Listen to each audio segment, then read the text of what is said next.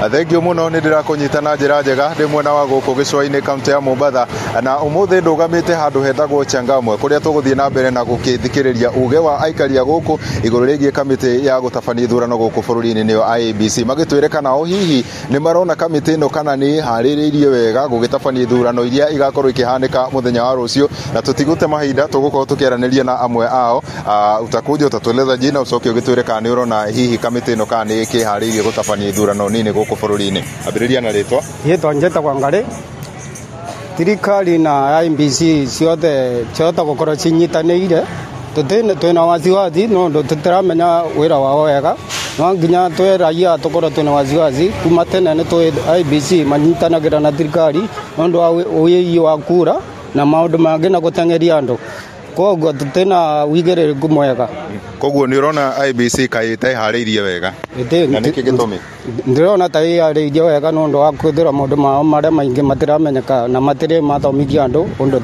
maratwarithia na mbere ni urona ta ithurano ici hihi cigugikorwo na waraganu acha itigukorwo na waraganu kwa majina naitwa Harrison Nzioki, member wa Changamwe, bunge la mwananchi wa Changamwe. Kulingana na maoni yangu, vile IEBC inaendesha mambo ya uchaguzi kwa sasa si kwa njia ya uhuru na haki. Ni kwa sababu tumeona kukitokea furugu sehemu mbalimbali, isipokuwa sehemu ya Kasipul Kabondo ndio wametoa watu faini wale walikuwa wanatoa, lakini kule kwingine kama Narok tumeona vizuizi zikiwekwa za watu wale wanaenda kwa kampeni. Tumeona furugu zikitokea sehemu za Mbere, tumeona furugu zikitokea katika Marafa. Kwa hivyo tunashangaa ni kwa nini vitu hizi IEBC mpaka kwa sasa haijawahi kusiongelelea na kusema makosa yake, na ni kwa nini furugu zinatokea ikiwa kuna maaskari ambao ni tunalipa kwa ushuru wetu, zinatokea kukiwa na askari na mgunzi wakiwa mbele ya maaskari. Kwa hivyo tunaona IEBC haiendeshi hii kitu kama vile inapaswa kuendesha kama tume huru na haki.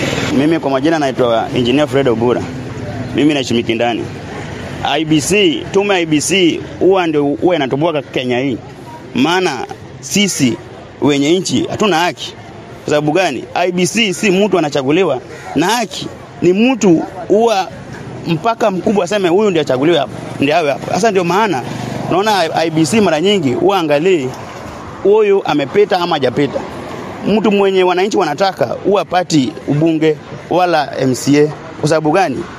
Apati kwa sababu mambo ya haki hakuna Kenya. Hii ndio maana hizi uchaguzi za nyuma huwa mara nyingi unasikia watu wamekwama, no Raila, no peace, no nini. Kwa sababu gani? Hakuna. Kwa hiyo uamini kwamba IEBC itakuwa ikifanya uchaguzi wa huru na haki hapo kesho? Hakuna haki. Watachagua watu wao. Hakuna haki kabisa. Haya, asante.